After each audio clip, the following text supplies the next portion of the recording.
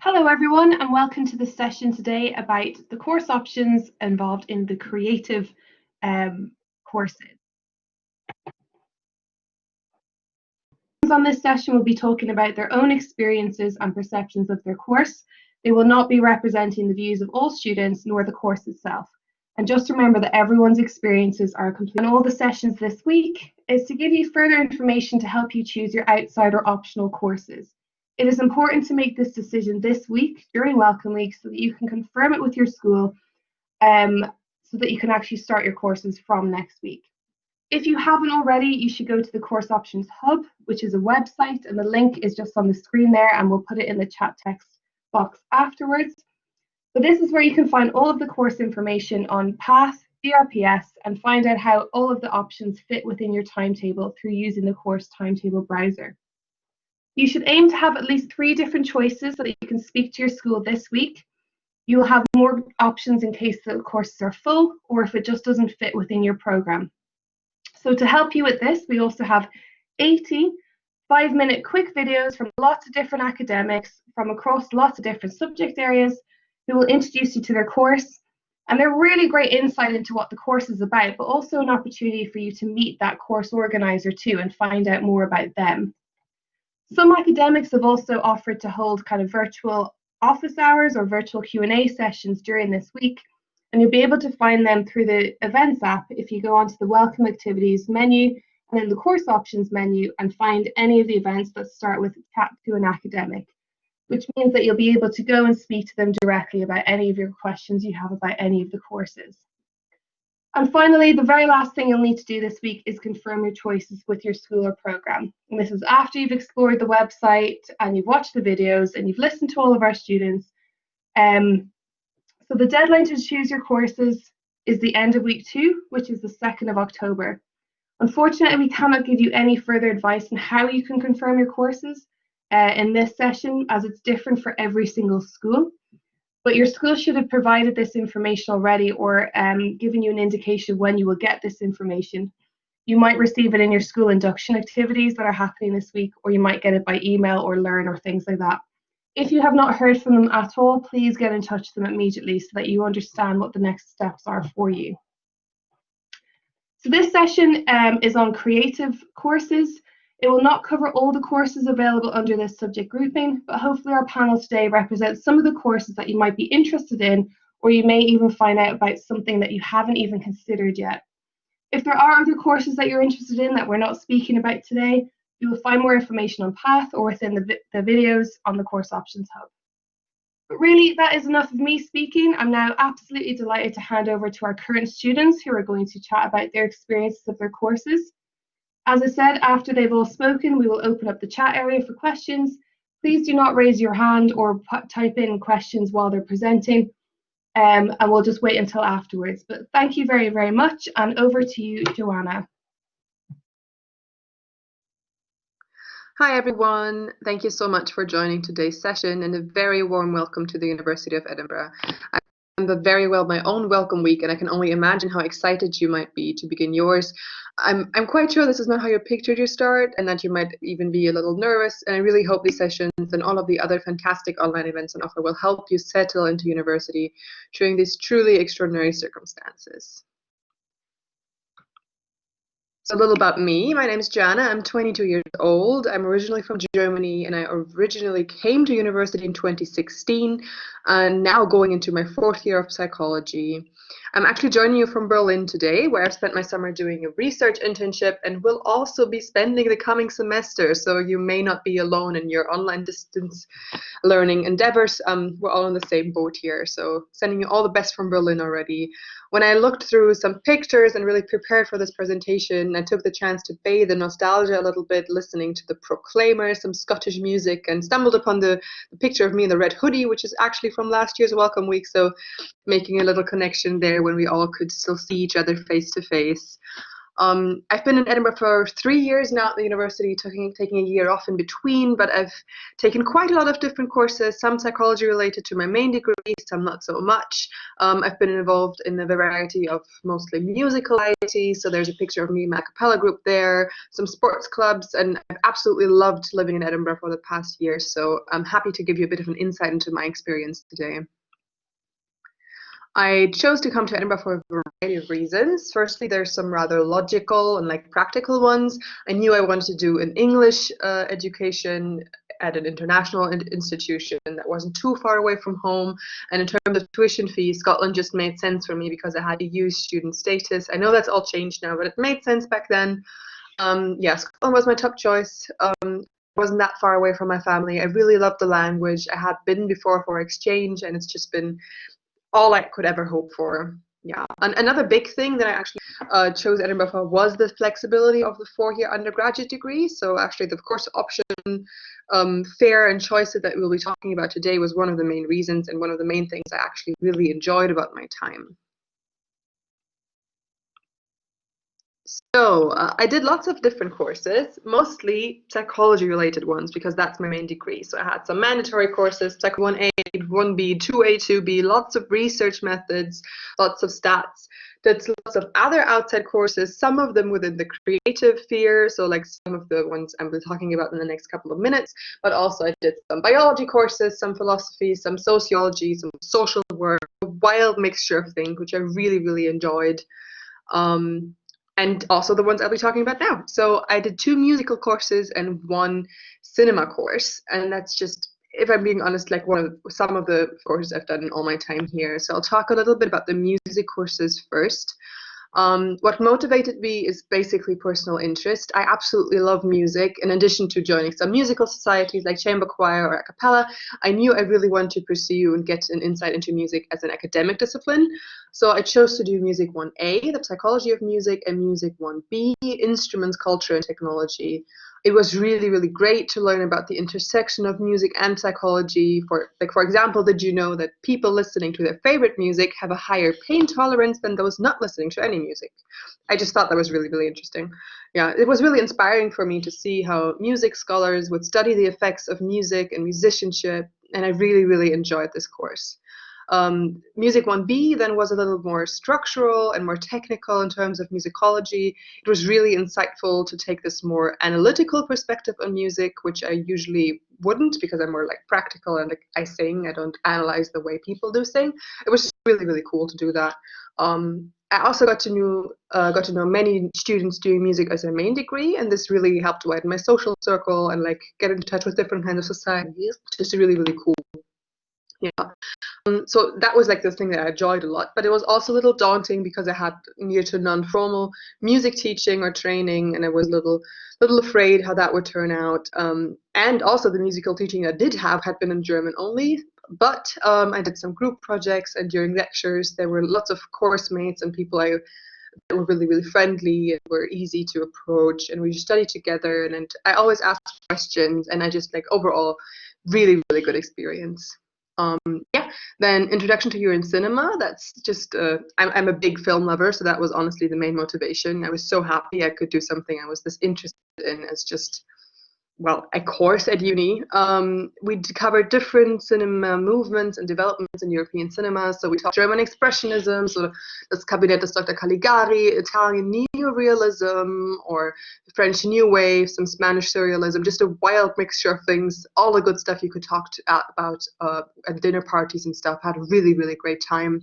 The course was structured in a way that there were weekly screenings in the original language with English subtitles, and then there was an additional lecture for joint discussion and theory input. Just taking this course has really, really helped my viewership of cinema, and in broad terms art too. I've become more perceptive of active aesthetic choices, and I've become much more analytical and just like critical thinking ways in my film consumption. Also, in terms of assessment, this course was really, really different in terms of the style of writing than I was used to the one in psychology. But if I look back at it now, it's like some of the favorite pieces I've ever written, and also some of the best ones in terms of grades. It's really helped inspire my writing style today, and really helped improve my language for my main degree, and it's just been really, really lovely. Yeah, a quick overview of some top tips I have for you about choosing your optional courses. Number one is to choose what truly interests you. There's nothing that's too random. This is truly your chance to explore what's out there, and there'll be plenty of useful combinations or like really smart choices to be made academically. And like, don't get me wrong, I'm not saying the more random the better, but I do think this is your chance to just like really explore things that you might usually not. Yeah, so I don't think I'll ever like meet the specifics of how a flute is set up and how organology coincides with musicianship, but it's been really, really interesting and it's helped me be a better student and a more well-rounded person. Next part is about group work and to really find people you can work with. It helps keeps you accountable, improves your studying, will help you make friends in the process. And I know like it's online learning currently, and it might be really different this time, but I'm sure there'll be online study groups forming or some discussion boards. Some courses have those on Learn. There's lots of different opportunities to just reach out and talk to people about what you're studying. Another one is to organize yourself early on. That's really, really helpful. I'm a big fan of organization generally, and this is your chance to really test what's working for you in terms of organization. So maybe you can find a calendar, be it like digitally or literally on paper, and find some way of making an overview for yourself of the courses you're taking, the reading list, different assessment structures to help keep yourself accountable and just like same, I guess, throughout all this. Yeah, and the last point is just to have fun and not to take it all too seriously. This is your pre-honors, this is first and second year. Things don't count towards your degree yet usually. It's your chance to arrive, to find out what interests you, to do whatever you want essentially, and to really settle within university life. Yeah, that's it for me. I hope I could give you an insight into the student experience and how your optional course choices could help you explore Edinburgh and whatever will be ahead. I wish you all the best for your time in Edinburgh. We're happy to have you, and I'm forwarding to Ailey.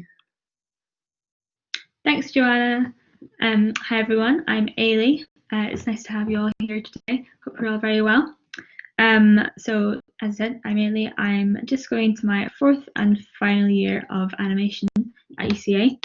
I'm originally from Dundee in Scotland, but I came to ECA straight from secondary school. Though a lot of my course mates took different paths, you might have gone to college many times or taken a year or two out. And I chose to apply to animation mainly because of my interest in film and storytelling, as well as a love of art in general and drawing and making, things like that. And then why Edinburgh specifically?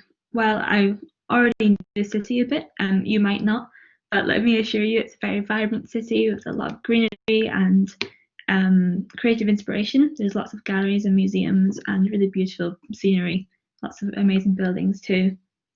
ECA in particular has quite small classes, and that really allows tutors to get to know you and your work, so it does feel very personal for that reason.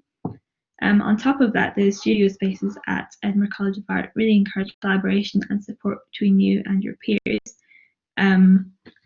They're intimate spaces where you can really get to know each other. Unfortunately, as we said, in the current climate, we're not sure how these will work at the moment. But when you are able to get back into the studios, if you are doing an art or design degree, then really do make the most of that. And they also often have really amazing views, like the one of the castle that I put in the corner there, which is really beautiful. And in terms of teaching, ECA really emphasizes exploration and experimentation. So you're free to try out techniques and media as you wish, and so your individuality is really encouraged as such. And that's something that really drew me to ECA in particular, because a lot of art schools or design courses are more geared towards like industry, but that's not the case at ECA. It's all about kind of creativity and individuality, which I really love. The college also has really great facilities, and like I said, we're not sure how much you'll be able to access that with but there is a new booking system that's been launched, so hopefully you will be able to make the most of the facilities. And as well as that, there's fantastic tutors and technicians who are very knowledgeable and are always around for a chat or to help out. And lastly, of course, there's the opportunity to study abroad, which I'm sure you have read about and you should definitely consider. I had a great time in Vancouver last semester, and I would thoroughly recommend you look into that option as well. So moving on, I'll chat a bit about the courses I took. Overall, I've done mainly animation and design based courses, partly because when I was in first year myself, I wasn't able to take courses outside ECA, but I would really encourage you, now that that's not the case, if you are part of ECA, then you should really take advantage of that if you so wish, And likewise, if you're coming from outside of ECA, I hope that you can find some courses that appeal to you, because I think it's just really important to kind of expand your horizons and, just be creative as well. So the first core courses I took in first year, but these also do tend to be open to other subjects too.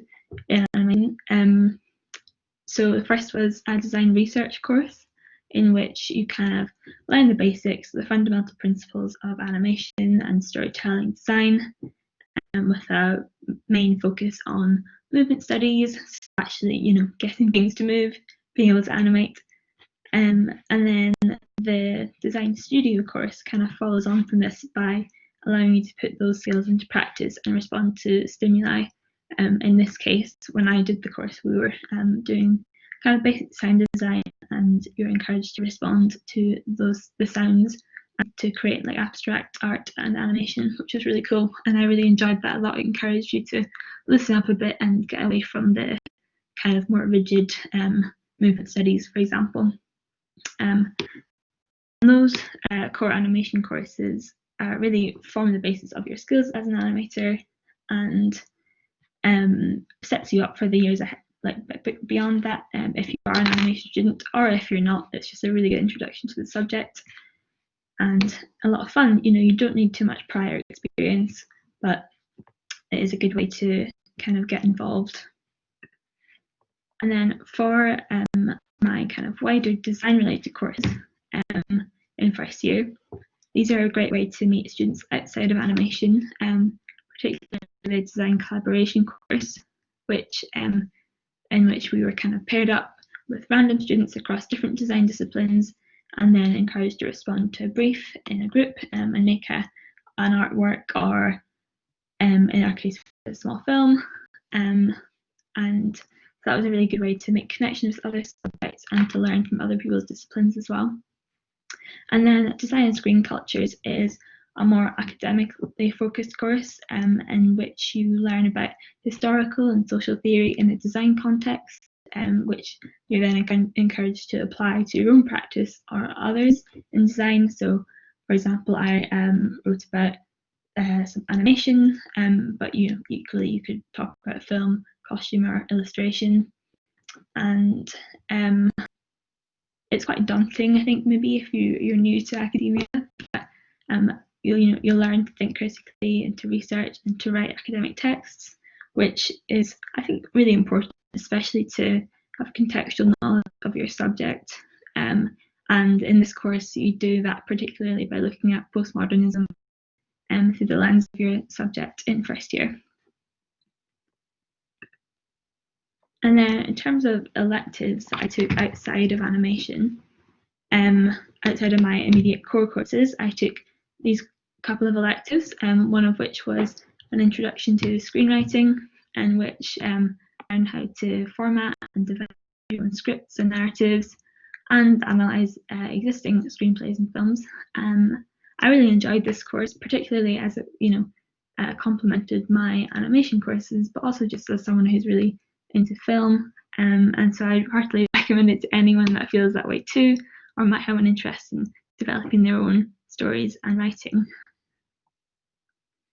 And another course I did was the animated documentary course, and again that was with a lot of students from different subjects, and we came up with a documentary topic and produced it, and this was particularly with consideration for ethics and representation, and I found this really valuable just to see how my own practice of animation could kind of be used in real life and to make a difference, and I really enjoyed that for that reason. Another elective course that I haven't mentioned here actually was a 3D modelling course, which was particularly popular with like some maths and computer students. And I feel like I didn't get the most out of that because I've decided since then I'm not super into like CGI or 3D modeling, but it's definitely something to consider if you think that's for you. And on this side, I've just arranged some stills to give you an idea of the variety of work you can produce. And as you can see, I've done some digital, hand-drawn, collage and stop motion. But that's really just the tip of the iceberg. You know, there's so much you can explore, including like CGI, as I said. But yeah, hopefully there's a lot there to kind of get you thinking, and just to know that, you know, so many things you can produce and do within design. And yeah, lastly, just some tips for you. I think for if you're doing any creative subject, I think a really good one is to keep a sketchbook, not just for your own benefit, you know, to keep out, make ideas and develop them, but also when it comes to you know, submitting your work and having it graded, it's really good for your tutor to see your thought process really. And also sketchbooks don't need to be polished or neat, they're just a good way to get your ideas down. I think what's also important to think about is that you shouldn't expect to be an expert straight away in, you know, whatever subject you're doing. You're there to learn, not to be, you know, a genius straight away. But having said that, try and push yourself and try new things within your practice. Take creative risks, because otherwise, you know, you might not kind of realize your full potential. And yeah, I think do so while you can, you know, especially in your first year.